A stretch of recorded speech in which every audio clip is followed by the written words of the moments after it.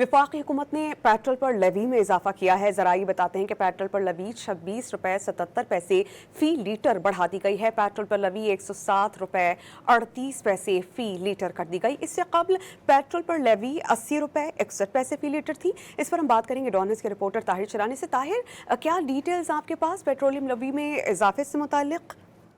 देखिए, हम ये तवक्को कर रहे थे कि आलमी मंडी में खाम तेल की कीमतों के हिसाब से जो पेट्रोल की कीमत है वो बढ़ाई गई है, लेकिन जब ज़राए से हमें हकायक मालूम हुए हैं तो उसके मुताबिक जो पेट्रोल की कीमत है वो आलमी मंडी में खाम तेल की कीमतों की वजह से नहीं, बल्कि पेट्रोलियम लेवी पेट्रोल पर बढ़ाकर जो कीमत है वो बढ़ाई गई है।